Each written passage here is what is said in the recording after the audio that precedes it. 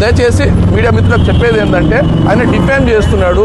ఒక మేడం గారు ఎదుగుతున్న జీవితాన్ని తను ఆపడానికి ప్రయత్నం చేస్తున్నాడు. ఆయన ఏదో బిగ్ బాస్ వెళ్దామని ఒక మీడియాలో చెప్పిండు ఆల్రెడీ. కాబట్టి అలాంటి వ్యక్తులకు కొంచెము మూమెంట్ ఇవ్వకండి అని కోరుతున్నాము. అంటే మీరు బాధపడద్దు, మీడియా కూడా 100% మీకు సపోర్ట్ చేస్తుంది. అంటే ఈ విషయంలో మీరు కొంత క్లారిటీ ఇవ్వాలన్న ఉద్దేశం ఉంది.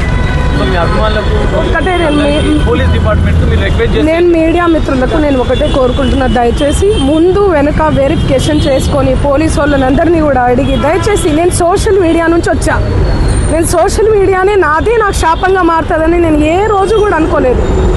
నేను ఒక ఆడపిల్లని దయచేసి చెప్తున్నా, ఇందులో నా ఇన్వాల్వ్మెంట్ ఉంటే మళ్ళీ చెప్తున్నా, మీరు ఏం చేసినా నేను పడ్డానికి సిద్ధం, నేను ఎక్కడికైనా వస్తాను.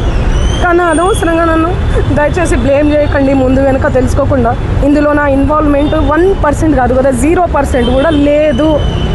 ఆయన జస్ట్ ఫేమస్ అవ్వడం కోసమే నాతో మాట్లాడాడు కూడా, నువ్వు వస్తేనే నేను మాట్లాడతాను అని చెప్పి ప్రతి ఒక్కరిని కూడా ఆయన అట్లనే అప్రోచ్ అవుతున్నారు. సెలబ్రిటీస్ని నేను కనుక్కున్నాను కూడా, ప్రతి ఒక్క సెలబ్రిటీ ఇదే చెప్తున్నారు.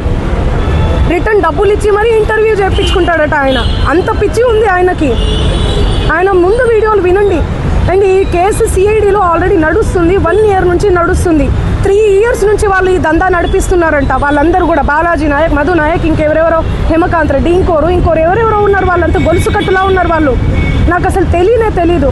అన్యం పుణ్యం ఎరగని మమ్మల్ని, నన్ను, నా ఫ్యామిలీని దయచేసి రోడ్డుకి ఇచ్చి మీడియా మిత్రులారా నేను మళ్ళీ చెప్తున్నా, న్యాయం ఎవరి వైపు ఉంటే వాళ్ళ వైపు ఉండండి. దయచేసి మీడియా అంటేనే నాకు చాలా గౌరవం, నిఖార్సైన మీడియా. దయచేసి చెప్తున్నా, మళ్ళీ చెప్తున్నా, వాస్తవాలు చెప్పండి, అవాస్తవాలు వద్దు. సడన్గా ఇట్లా ఏం తెలియకుండా ఎవరో వచ్చి నా మీద ఎలిగేషన్స్ వేస్తే దయచేసి మీరు పెట్టుకోకండి. ఎందుకంటే నేను ఒక ఆడబిడ్డని, గిరిజన ఆడబిడ్డని. ఎవరెవరో పడనోళ్ళు మా ప్రోగ్రామ్కి రాలేదు, అంత బలుప, అంత ఓవర్ యాక్షన్, ఏమేమో ఉంటాయి. వాళ్ళు వచ్చి పడదు అని చెప్పి ఏదేదో మాట్లాడుతుంటారు. మీరు అట్లా పెట్టుకోవడం చాలా తప్పు. దయచేసి మీడియా మిత్రులు, నా ఫ్యామిలీ లాంటి వాళ్ళు, నా ఫ్యామిలీ మీడియా అంటేనే నా ఫ్యామిలీ. నేను కూడా ఒక జర్నలిస్ట్గానే వచ్చాను, కానీ ఎవరిని ఏ మాట అనకుండా నా కష్టాన్ని నేను నమ్ముకొని, నా పాటను నేను నమ్ముకొని ముందుకెళ్తున్నా. నా మీద పార్టీ ముద్రలు వేసినా కూడా నేను వద్దు ఈ పార్టీ అని చెప్పి అప్పుడెప్పుడో ముందుసారి సిచ్యువేషన్ని బట్టి వెళ్ళి పాటలు పాడిన.